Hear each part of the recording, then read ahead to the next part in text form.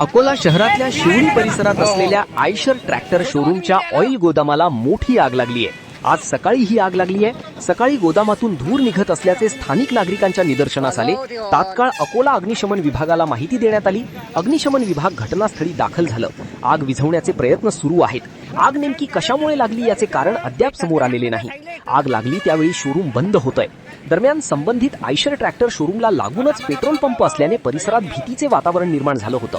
मात्र या आगीत सुदैवाने कुठलीही जीवितहानी झाली नसून मोठ्या प्रमाणात नुकसान झाल्याचं अनुमान लावलं जात आहे.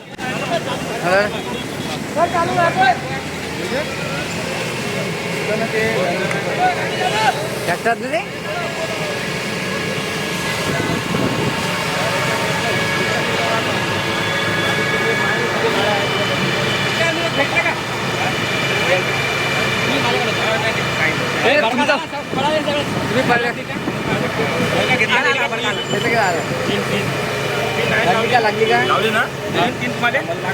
ना लागली तुम्हाला किती पडले ते अजून पडले ना.